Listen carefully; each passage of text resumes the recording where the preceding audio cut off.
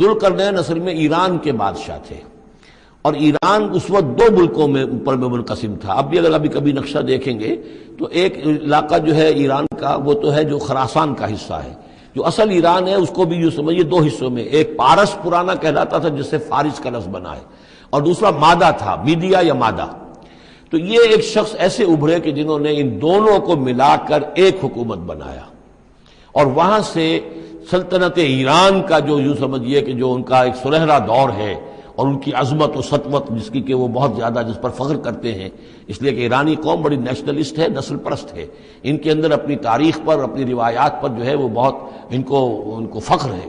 تو وہاں سے وہ دور شروع ہوا، اور انہوں نے پھر اس علامت میں کہ میں نے دو ملکوں کو جوڑ کر ایک بنایا ہے، اپنے تاج کے اندر دو سینگ لگا لیے تھے، اور وہ جو ہے ذوالقرنین یہ لقب ان کا ہو گیا تھا۔ اس کے حوالے سے سوال کیا گیا، اور اس کے بارے میں تفصیل جو اگلے رکوع میں آئے گی۔ اعوذ باللہ من الشیطان الرجیم، بسم اللہ الرحمن الرحیم۔ وَيَسْأَلُونَكَ عَنْ ذِي الْقَرْنَيْنِ قُلْ سَأَتْلُو عَلَيْكُم مِّنْهُ ذِكْرًا، صدق اللہ العظیم۔ ذوالقرنین کے بارے میں آپ کو بتا چکا ہوں کہ ان کا نام تاریخ میں جو مشہور ہے وہ کیخسرو یا سائرس، اور انہی سے اصل میں ایران کی عظمت کے دور کا آغاز ہوا تھا۔ چنانچہ تقریباً میں سمجھتا ہوں کہ شاید 25-30 سال پہلے کی بات ہے، جب شہنشاہ ایران اس وقت جب کہ ان کی بادشاہت جو ہے وہ بڑے عروج پر تھی، انہوں نے 2500 سالہ برسی منائی تھی انہی کیخسرو کی، سائرس کی۔ ان کی قبر جو ہے مقبرہ وہ دریافت ہو گیا تھا، اور وہاں پر ان کا ایک مجسمہ بھی دریافت ہوا تھا کھدائی پر۔ اس مجسمے میں وہ دو لگے ہوئے تھے سینگ بھی۔ اس موضوع پر سب سے پہلے مولانا ابوالکلام آزاد مرحوم نے جو اپنی ترجمان القرآن کے نام سے انہوں نے مختصر ترجمہ اور تفسیر لکھی ہے، اس میں بڑے تفصیلی نوٹس لکھے ہیں۔ سب سے پہلے اہل علم کے حلقے میں ان کے بارے میں جو معلومات ہیں وہ ان کے ذریعے سے آئی ہیں، اب یہ تقریباً یونیورسلی ایکسیپٹڈ ہے۔ پھر سوال پیدا ہوتا ہے کہ ان سے کیا دلچسپی یہود کو تھی، تو وہ بھی سمجھ لیجئے کہ نبوکدنضر نے 587 قبل مسیح میں حملہ کیا تھا فلسطین پر، اور نبوکدنضر عراق کا بادشاہ تھا۔ اس مڈل ایسٹ کو ذہن میں رکھیے کہ میڈیٹرینین کے بالکل ساتھ ہے ملک شام، اور شام ہی کا ایک علاقہ فلسطین ہے۔ اس وقت جو ہے یہ فلسطین اور اسرائیل اور شرق اردن اور ویسٹ بینک اور لبنان، یہ سب مل کر جو ملک بنتے ہیں، در حقیقت یہ شام عرب ہے، یہ شام ہے۔ پھر اس کے مشرق میں یہ عراق عرب یا عراق ہے، اور اس کے مشرق میں پھر ایران ہے۔ تو عراق کا بادشاہ تھا جس نے حملہ کیا تھا یروشلم پر، تباہ و برباد کیا، اور ان کو قیدی بنا کر لے گیا۔ کیپٹیوٹی کا دور ان کا تقریباً 150 برس کا ہے۔ لیکن اس عرصے میں ایران میں یہ شخصیت ابھری کیخسرو کی یا سائرس کی۔ اس نے پھر فتوحات کا دائرہ شروع کیا، تو سب سے پہلے عراق کو فتح کیا، بیبیلونیا کو، اور یہاں پر جو یہ اسیر تھے یہودی، ان کو اجازت دے دی کہ تم واپس جاؤ، اپنا یروشلم آزاد کرو، اپنے جا کر آباد کر لو دوبارہ۔ تو گویا کہ یہ محسن ہیں ان کے، ذوالقرنین جو ہے ان کے محسن ہیں، جن کی وجہ سے کہ جن کے ذریعے سے اللہ تعالیٰ نے انہیں بیبیلونیا یعنی عراق کی کیپٹیوٹی جو ان کی اسارت کا دور تھا اس کو ختم کیا، آزادی ملی، اور پھر یہ واپس آئے۔ حضرت عزیر علیہ السلام کے ساتھ قافلہ آیا ہے، اور وہ تقریباً پھر انہوں نے آ کر یہاں اثر نو اس شہر کو بھی آباد کیا، اور ہیکل جو ہے حضرت سلیمان علیہ السلام کا بنایا ہوا جو وہ عبادت خانہ تھا اس کو دوبارہ تعمیر کیا۔ اس اعتبار سے ذوالقرنین جو ہے وہ ان کی تاریخ میں ایک معروف شخصیت ہے۔ تاریخ سے معلوم ہوتا ہے کہ انہوں نے پھر ایران کی پہلی حکومت کو کنسولیڈیٹ کر کے پارس اور مادہ کو ملا کر ایک سلطنت ایران بنائی۔ پھر ان کی فتوحات کے 3 دائرے ہیں۔ مغرب کی طرف میڈیٹرینین تک پورا علاقہ فتح کر لیا، مشرق میں پھر یہ ہمارا جو مکران تک کا علاقہ ہے، یہ سارا کا سارا علاقہ ایران کے ساتھ ہی ملتا ہوا ہے، بلوچستان، مکران، یہ پورا علاقہ انہیں فتح کیا۔ ایک مہم ان کی شمال کی طرف گئی، بحیرہ کیسپین جو ہے، اور ادھر سے جو وہ بلیک سی ہے، بحیرہ اسود، ان دونوں کے درمیان جو پہاڑی سلسلے ہیں، یہ شمال کی طرف جو ہے تیسری مہم گئی۔ جیسے کہ حضرت عمر رضی اللہ تعالیٰ عنہ کے عہد میں بھی 3 لشکر نکلے تھے مسلمانوں کے جزیرہ نما عرب سے۔ ایک لشکر شام سے ہوتا ہوا پھر مصر کی طرف گیا ہے، ایک لشکر عراق سے ہوتا ہوا ایران کی طرف گیا ہے، اور ایک لشکر سیدھا شمال کی طرف گیا ہے اور کوہ کاف تک جو ہے جس کو کوکیشیا کہتے ہیں وہاں تک کی فتوحات حاصل کی مسلمانوں نے۔ تو تقریباً یہی سمجھیے کہ ایک بلو پرنٹ تھا جو کہ یعنی ہمارے اس دور خلافت راشدہ سے جو سمجھیے کہ لگ بھگ کوئی 2000 سال قبل جو ہے یہ واقعہ پیش آیا ہے، یا بلکہ اس سے کم کوئی 1500 سال قبل یہ واقعہ پیش آیا ہے، اور یہ ذوالقرنین جو ہے یہ یہاں پر ایک بڑی عظیم سلطنت کے بانی بنے، لیکن نیک آدمی تھے۔ اور معلوم یہ ہوتا ہے کہ یہ اصل میں جو کہانیاں ہیں یہ ان کے داستانیں ہیں کہ ان کو قتل کیا جانا تھا، یہ کہیں شہزادے تھے کسی چھوٹی سی مملکت کے، اور وہاں سے ان کو کسی نے بچایا کسی طریقے سے، اور پھر یہ صحرا میں رہے روپوش، اور وہاں کسی نبی کی تعلیم سے ان کو آشنائی ہوئی ہے۔ ہو سکتا ہے کوئی اسرائیلی نبی ہی کی تعلیم ہو، یہ بھی ہو سکتا ہے کہ زرتشت جو ہیں وہ بھی کوئی اللہ کے نبی ہوں اور ان کی تعلیم ان تک پہنچی ہو، لیکن خود ان کا کردار جو قرآن پیش کر رہا ہے وہ بہت ایک نیک مومن صالح ایک بندہ مومن اس کا کردار ہے۔ یہ کردار جو ہے کسی بھی درجے میں 1% بھی جو ہے وہ کسی اور دوسرے فاتح پر یا کسی اور حکمران کے اوپر جنہیں بھی ہم جانتے ہیں تاریخی اعتبار سے ان پر منطبق نہیں ہوتا، یہ انہی کی شخصیت ہے۔ وَيَسْأَلُونَكَ عَنِ ذِي الْقَرْنَيْنِ، اور اے نبی آپ سے پوچھ رہے ہیں ذوالقرنین کے بارے میں، قُلْ سَأَتْلُو عَلَيْكُم مِّنْهُ ذِكْرًا، ان سے کہیے میں عنقریب تمہیں اس کے بارے میں کچھ حالات بتاتا ہوں۔ اِنَّا مَكَّنَّا لَهُ فِي الْأَرْضِ، ہم نے اسے زمین میں بڑا تمکن عطا کیا تھا، غلبہ عطا کیا تھا، وَآتَيْنَاهُ مِن كُلِّ شَيْءٍ سَبَبًا، اور ہم نے اسے ہر طرح کا ساز و سامان، وسائل و ذرائع، تمام اسباب جو ہیں فراہم کر دیے تھے۔ فَأَتْبَعَ سَبَبًا، تو انہوں نے پھر ایک مہم تیار کی، یعنی ایک فتوحات کا دائرہ مغرب کی طرف، حتیٰ اذا بلغ مغرب الشمس، یہاں تک کہ جب وہ سورج کے غروب ہونے کی جگہ تک پہنچ گئے۔ اب یہ پرانے زمانے میں ظاہر بات ہے کہ پورا اس سے زیادہ نقشہ تو لوگوں کو معلوم بھی نہیں تھا، جب میڈیٹرینین کے ساحل پر پہنچ گئے تو معلوم ہوا آگے تو سمندر ہے، اور سمندر میں پھر آدمی کو محسوس ہوتا ہے سورج ڈوبتا ہوا۔ اگر آپ ساحل سمندر پر کھڑے ہو کر دیکھیں تو معلوم ہوتا ہے سمندر میں سورج ڈوب رہا ہے، تو یہ گویا کہ مغرب الشمس بن گیا ان کے لیے، وہ یہ سورج کے ڈوبنے کی جگہ۔ حتیٰ اذا بلغ مغرب الشمس، جب وہ پہنچ گئے سورج کے غروب ہونے کی جگہ، وجدہا تغرب فی عین حمیۃ، تو انہوں نے دیکھا اسے ڈوبتے ہوئے، وہ ڈوب رہا ہے ایک بڑے گدلے سے سمندر کے اندر۔ وہ جو وہاں کا سمندر ہے بڑا گدلا سا ہے، یہ ایجین سی وغیرہ جو کہلاتے ہیں یہ بہت گدلے سے پانی کے ہیں۔ ووجد عندہا قوما، اور وہاں انہوں نے ایک قوم کو پایا مراد یہ کہ اس قوم پر انہیں فتح ہوئی، جنگ ہوئی، انہوں نے ان کو شکست دی، اور وہ قوم گویا کہ اب ان کے رحم و کرم پر ان کی گویا کہ وہ محکوم ہو گئی۔ قلنا یا ذوالقرنین، ہم نے کہا ذوالقرنین سے، اب یا تو یہ کہ یہ شاید نبی ہوں واللہ عالم، تو اللہ تعالیٰ کا اس طریقے سے براہ راست ان کو وحی کرنا، لیکن غیر نبی کو بھی اللہ تعالیٰ الہام کے ذریعے سے، جیسا کہ ہم نے دیکھا کہ وہ تو شہد کی مکھی کو بھی لفظ وحی آیا ہے، تو یہاں آیا ہم نے کہا اے قرنین، اور یہ بھی ہو سکتا ہے یہ صورتحال کی تعبیر ہو کہ گویا کہ وہ حالات زبان حال سے یہ کہہ رہے تھے۔ قلنا یا ذوالقرنین اما ان تعذب و اما ان تتخذ فیہم حسنا، کہ یا اے ذوالقرنین تمہیں اب پورا اختیار ہے، چاہو تو یہ جو مفتوح قوم ہے تمہاری اسے تم سزا دو، عذاب دو، ستاؤ انہیں، یا یہ کہ تم ان کے اندر اچھی روش اختیار کرو، ان کے ساتھ حسن سلوک کرو۔ قال، انہوں نے کہا اما من ظلم، جو کوئی ظالم ہے، بے انصاف ہے، ہو سکتا ہے اس سے مراد کفر اور شرک بھی ہو، فسوف نعذبہ ثم یرد الی ربہ فیعذبہ عذابا نکرا، تو اسے تو ہم عذاب دیں گے، سزا دیں گے، اور پھر وہ لوٹایا جائے گا اپنے رب کی طرف، پھر اس کا رب اس کو عذاب دے گا جو اصل عذاب ہے، برا عذاب، سخت عذاب۔ وَأَمَّا مَنْ آمَنَ وَعَمِلَ صَالِحًا، اور جو لوگ ایمان لائیں گے اور یقین کریں گے حقائق پر، اللہ کو مانیں گے، وَعَمِلَ صَالِحًا، اور نیک عمل کریں گے، فَلَهُ جَزَاءً الْحُسْنَىٰ، تو اس کو ہم اچھا بدلہ بھی دیں گے، وَسَنَقُولُ لَهُ مِنْ أَمْرِنَا يُسْرًا، اور اس سے ہم اپنے معاملے میں بھی نرم بات کریں گے، یعنی یہ کہ ان سے ٹیکس اگر لینے ہیں تو نرمی کے ساتھ لیں گے، جو مفتوحہ ممالک کے ساتھ معاملہ ہوتا ہے تو ہم ان کے ساتھ نرمی کا سلوک کریں گے جو ایمان لے آئیں گے۔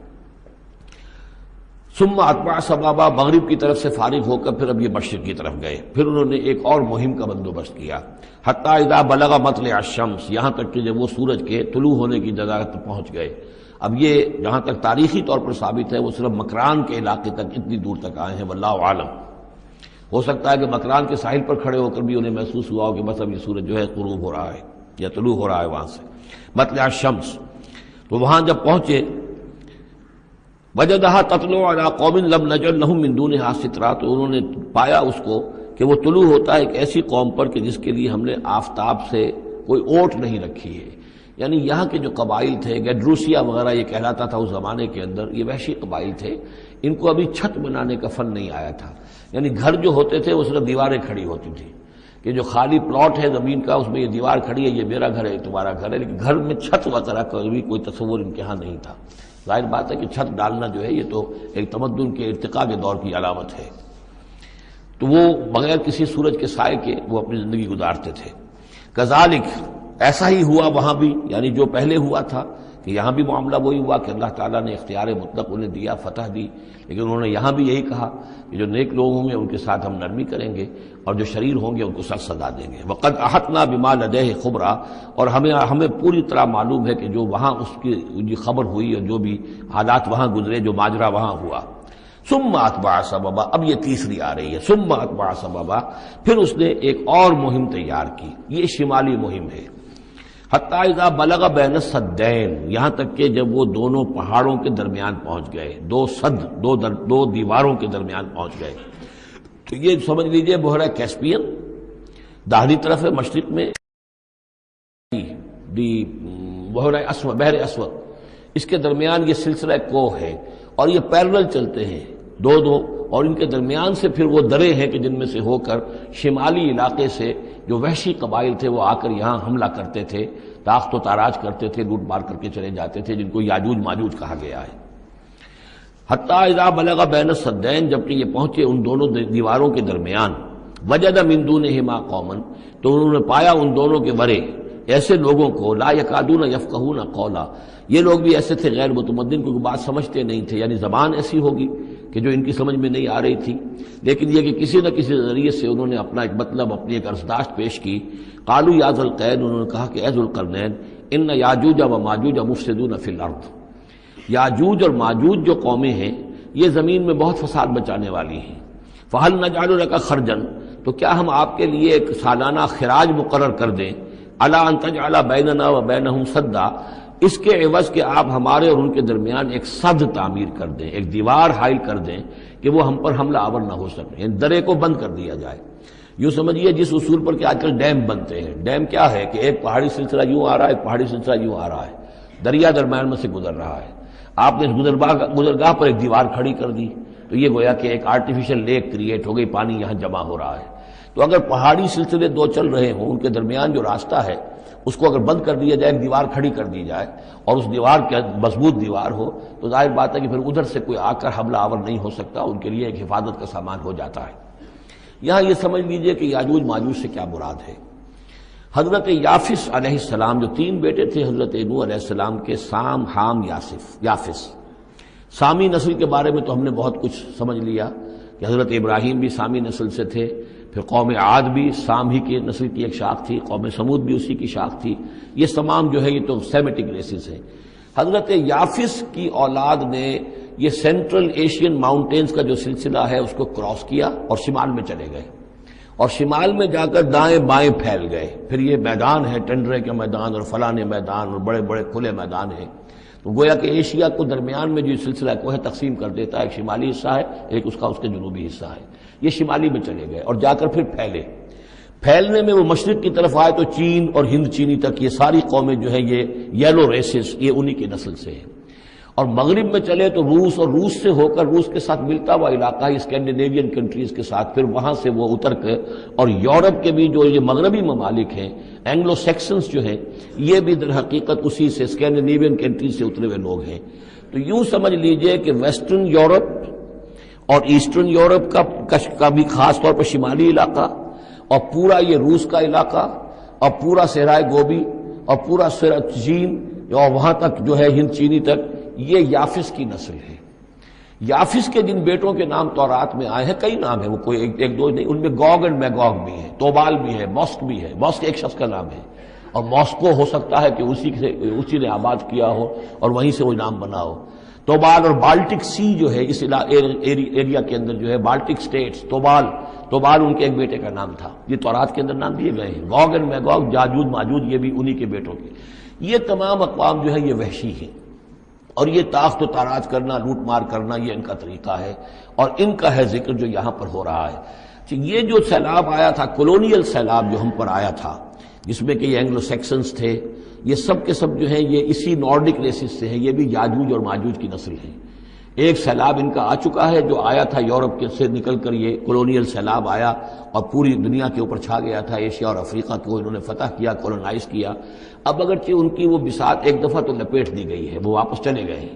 انڈائریکٹلی ہم پر حکومت کر رہے ہیں۔ ابھی ان کے جو ملٹی نیشنلز ہیں ان کے ذریعے سے یا بینکوں کے ذریعے سے، IMF کے ذریعے سے، ورلڈ بینک کے ذریعے سے انڈائریکٹ حکومت ہے جو نیو ورلڈ آرڈر ہے۔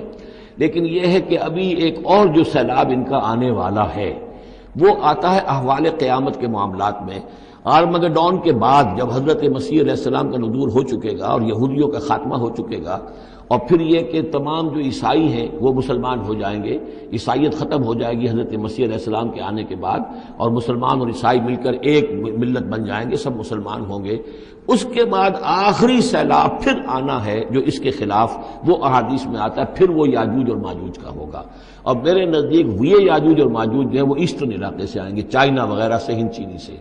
آرمگڈون جو ابھی ہونی ہے فوری طور پر بڑی جنگ، اس میں یہ لوگ جو ہیں بیٹھے رہیں گے، یہ جنگ میں حصہ نہیں لیں گے۔ یہ مڈل ایسٹ میں جنگ ہوگی، یورپین پاور ساری ہوں گی، کرسچین پوری طاقتیں ہوں گی، اور ادھر جو ہے مسلمان ہوں گے، اور حضرت مہدی جو ظاہر ہوں گے، جو اللہ تعالیٰ ایک عنایت کرے گا مسلمانوں کو لیڈر عرب کے اندر، وہ پیدا ہوں گے، مجدد ہوں گے، اور ان کے ذریعے سے عرب کے اندر ایک اسلامی حکومت بھی قائم ہوگی۔ لیکن ان کے لیے مدد کے لیے خراسان کے علاقے سے فوجیں آئیں گی، مشرق سے آئیں گی، اور یہ علاقہ جو ہے وہ ہے جو ہمارے قریب ہے، اور ہم بھی اسی علاقے میں ہیں۔ اللہ تعالیٰ ہمیں توفیق دے کہ یہاں وہ ہم پہلے اس نظام میں خلافت قائم کریں، تاکہ یہاں سے پھر فوجیں جائیں اور حضرت مسیح کے ساتھ ہو کر اور حضرت مہدی کے ساتھ ہو کر عیسائیوں اور یہودیوں کے ساتھ جنگ کریں، اور بالآخر پھر یہ کہ پوری دنیا میں اسلام کا بول بالا ہوگا۔ لیکن جب یہ ہو چکے گا، اس کے بعد ایک سیلاب پھر آئے گا یاجوج اور ماجوج کا۔ تو یہ چونکہ پوری ایک سلسلہ ہے، ایک نسلیں ہیں اس کے اندر بہت سی، تو ان میں چونکہ تفسیری اعتبار سے بہت سی باتیں جو ہے مختلف آراء بھی سامنے آئیں گی، تو میں نے جو رائے میری ہے وہ آپ کے سامنے بیان کر دی ہے۔ اس وقت بھی وہ یاجوج ماجوج تھے جو ان شمالی دروں سے آ کر حملے کرتے تھے۔ الا ان تجعل بیننا وبینہم سدا، تو کیا ہم آپ کے لیے ایک سالانہ خراج طے کر دیں تاکہ آپ ہمارے لیے یہاں ایک سد تعمیر کر دیں، ایک بند باندھ دیں یہاں پر۔ قال ما مکنی فیہ ربی خیر، اب دیکھیے ان کا کردار، ان کا مجھے جو کچھ میرے رب نے دے رکھا ہے، دولت دے رکھی ہے، مال دے رکھا ہے، وہ بہت بہتر ہے اس سے کہ جو تم مجھے پیش کر رہے ہیں، مجھے خراج کی ضرورت نہیں ہے۔ ہاں تمہاری ایک ضرورت ہے، میں وہ پوری کر دیتا ہوں۔ فاعینونی بقوت، مجھے مین پاور فراہم کرو، باقی ساری سامان جو ہے میں فراہم کر لوں گا، لیکن بہرحال اس کو بنانے کے لیے، دیوار بنانے کے لیے اور دونوں پہاڑوں کے درمیان اتنی بڑی جو سد تعمیر کرنے کے لیے جو مین پاور چاہیے، اعینونی بقوت، تو محنت کے ذریعے سے، مین پاور کے ذریعے سے میری مدد کرو۔ اجعل بینکم و بینہم ردما، میں ان کے اور تمہارے درمیان ایک موٹی دیوار بنا دوں گا۔ آتونی زبر الحدید، لاؤ میرے پاس تختے لوہے کے۔ حتی اذا ساوا بین الصدفین، یہاں تک کہ جب دونوں جو اونچانے تھیں اس کے درمیان کا پورا علاقہ پر ہو گیا، بھر گیا، وہ لوہے کے تختے جو ہیں اس کے اندر بھرے جا رہے ہیں۔ حتی اذا ساوا، برابر کر دیا دونوں پھانکوں تک پہاڑ کی، قال انفخوا، اب ان کا کہ آگ جلاؤ اس کے نیچے، وہ دہکا دی بھٹی جس سے کہ اب وہ لوہا گرم ہوا اور لوہے کی تختے جو ہیں وہ گرم ہو گئے۔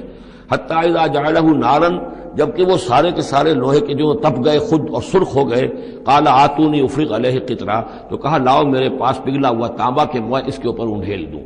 تو اس طریقے سے گرین فورس کنکریٹ سے بھی 10 گنا سمجھیے مضبوط شے انہوں نے بنا دی کہ اس میں لوہا اور پھر لوہا سیسا یا تانبا پلایا ہوا، تو اس طریقے سے ایک بڑی مضبوط دیوار قائم کر دی۔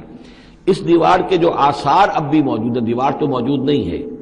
یہ داریال اور دربند کے درمیان یہ کشادہ راستہ ہے اب بھی، یہ ویسٹ کوسٹ جو ہے کیسپین کا، اس کے ساتھ اس کی لمبائی 50 میل اور اس کی اونچائی 29 فٹ اور 10 فٹ چوڑی یہ دیوار تھی جو اس وقت بنی ہے۔ یعنی جس طریقے سے کہ بنتے ہیں بڑے بڑے بند، ان سے بھی بڑی یہ تھی سد تعبیر کی گئی۔ السد العالی کہلاتا ہے اسوان ڈیم جو ہے، جو مصریوں نے بنایا تھا، بہت بڑا ڈیم، السد العالی، اونچی دیوار۔ تو ہمارے ہاں یہ تربیلا اور منگلا یہ سب کیا ہے، یہ اسی طرح کے ڈیم ہیں کہ پہاڑی سلسلے آ رہے ہیں، دریا جا رہا تھا، وہاں آپ نے دیوار کھڑی کر دی، پانی رک گیا اور وہ جھیل بن گئی۔ فمستطاعوا ان یظہروہ، تو انہوں نے کہا کہ اب یہ لوگ نہ تو یہ اس کے اوپر سے آ سکیں گے، اس کو نہ چڑھ سکیں گے، ومستطاعوا لہ نقبا، نہ اس میں کوئی سوراخ لگا سکیں گے، نقب لگا سکیں گے۔ قال ھذا رحمۃ من ربی، یہ سب اتنا بڑا کارنامہ کر کے بھی انہوں نے کہا یہ سب رحمت ہے میرے رب کی طرف سے، میرا کوئی کمال نہیں، یہ سب اللہ کی طرف سے ہے۔ فَإِذَا جَاءَ وَعْدُ رَبِّي، اور جب میرے رب کا وعدہ آئے گا، جَعَلَهُ دَكَّا، وہ اس پوری دیوار کو جو ہے ریزہ ریزہ کر دے گا، ختم ہو جائے گی دیوار۔ اب وہ دیوار وہاں موجود نہیں ہے، وہ ختم ہو چکی ہے امتداد زمانہ سے، اب اس کے کوئی آثار باقی نہیں رہے، بس آثار معلوم ہو جاتے ہیں کہ یہاں وہ دیوار ہوتی تھی، جس سے یہ میں نے ڈائمنشنز آپ کو دیے ہیں۔ وَكَانَ وَعْدُ رَبِّي حَقًّا، اور میرے رب کا وعدہ جو ہے وہ حق ہے، سچ ہے، پورا ہو کر رہے گا۔ وَتَرَكْنَا بَعْضَهُمْ يَوْمَئِذٍ يَمُوجُ فِي بَعْضٍ، اب جب یہ وقت آئے گا اللہ تعالیٰ کا قیامت کا وقت، تو ہم چھوڑ دیں گے اس روز ان کو، یہ ایک دوسرے میں گتھم گتھا ہو جائیں گے۔ یہ جو کچھ ہونے والا ہے قرب قیامت سے پہلے، جس قسم کے لشکر آنے ہیں اور جیسی جنگیں ہونی ہیں، اور یہ جو یاجوج ماجوج جب آئیں گے تو آتا ہے احادیث کے اندر کہ پورے دریا اور پورے سمندر پی جائیں گے، ہر چیز کھا جائیں گے، اور یہ معلوم ہوتا ہے کہ یہ چینیوں کے ہاں تو خاص طور پر سانپ بچھو جو شے ہو، کتا بلی، ہر شے چٹ کر جاتے، کوئی شے نہیں چھوڑتے۔ اور میں سمجھتا ہوں کہ شاید آدم خور بھی ہو یہ کہ کسی وقت میں جب ان کو ضرورت پڑے تو آدمی کو بھی کھا جائیں، جو کتے کو، بلی کو، سانپ کو، بچھو کو، ہر چیز کو کھا جاتے۔ تو ان لوگوں کا معاملہ جو ہے واقعتاً یہ جب ابھی تو ذرا رکے ہوئے ہیں، کنٹینڈ ہے ایک طرح سے، لیکن ایک وقت میں ان کا بند کھلے گا، اور چونکہ پھر یہ جو ہے تمام چاروں طرف ان کے پہاڑ ہیں، ہر پہاڑ کی اونچائی پر سے من کل حدب ینسلون، نیچے اترتے ہوئے نظر آئیں گے۔ اور یہ نقشہ بعین ہی اسی طرح اخبارات میں آیا تھا جب 62 میں وار ہوئی ہے نیفا میں، جو ہندوستان کا مشرقی جو علاقہ تھا جہاں کے چین اور بھارت کی جنگ ہوئی ہے، تو اس کے الفاظ جو اخبارات میں آئے تھے، waves after waves of Chinese soldiers were coming down the slopes, لہروں کی طرح، موجوں کی طرح چلے آئے۔ ان کے اتنے آدمی ہیں، ان کا تو کہنا یہ ہے کہ تم سب کے سب ہلاک ہو جاؤ گے، ہمیں تم ہلاک نہیں کر سکتے، ہم تو چیونٹیوں کی طرح جو ہے بلوں کے اندر گھس جائیں گے، ایٹمک وارفیئر کے بعد تمہارا تہس نہس ہو جائے گا، ہمارا کچھ نہیں بگڑے گا، ہم پھر نکلیں گے اور پوری دنیا کو فتح کریں گے، وہ یہ کہتے ہیں۔